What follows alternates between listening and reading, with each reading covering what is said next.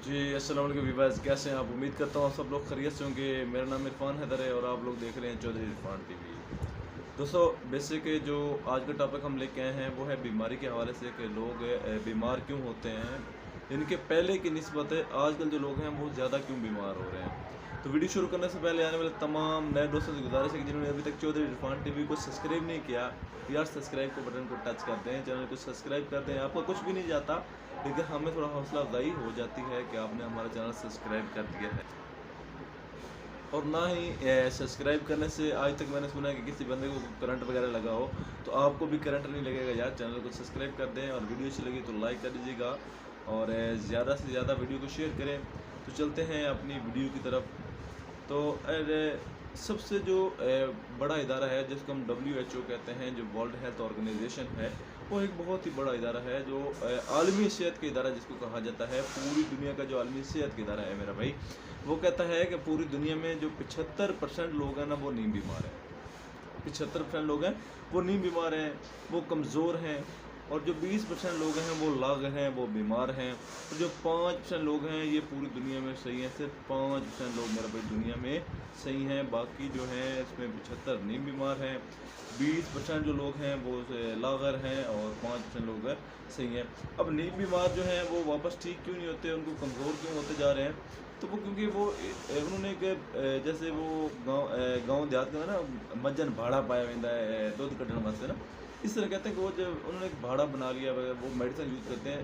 Same है routine के हिसाब से।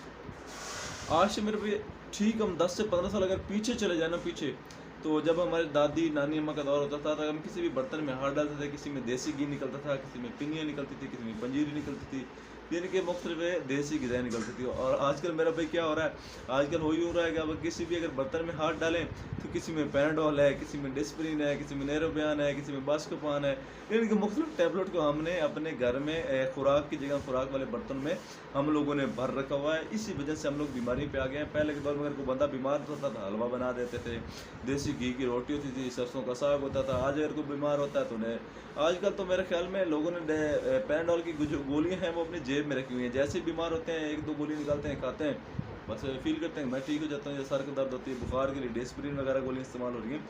तो जैसे जैसे हम गोलियों की तरफ जा रहे हैं वैसे वैसे मेरा भाई हम वीक हो रहे हैं, बीमार हो रहे हैं, कमज़ोर हो रहे हैं। अब आपको पता है यार, कमज़ोर लोगों को मेरा भाई खुराक की ज़रूरत होती है, टैबलेट या गोली नहीं चाहिए होती है। हम लोगों ने क्या किया हुआ, अगर कमज़ोर होते हैं जाके ग्लूकोज की बोतल चढ़वा के आ जाते हैं, कोई इंजेक्शन 2-3 नेरोबियन को लगा के आ जाते हैं, तो हम फील करते हैं कि हम मुतमिन हैं। तो खुदारा कोशिश करें कि जो इंजेक्शन और नेरोबियन के टीके या ग्लूकोज लगा रहे हैं उनसे बेहतर है कि आप अपनी खुराक को बेहतर करें, आप अपनी खुराक को मेंटेन करें, तब आप जाकर वापस से सेहतमंद हो पाएंगे।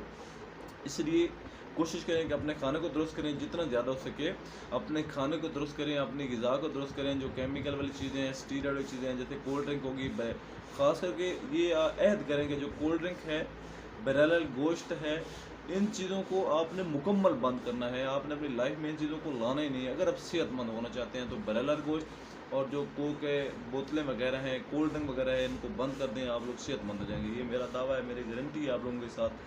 आप लोग कभी भी लाइफ टाइम में बीमार नहीं होंगे। तो बेसिक आज की वीडियो यहीं तक थी। इसी टॉपिक के अगली मज़ीद वीडियो में बनाएंगे।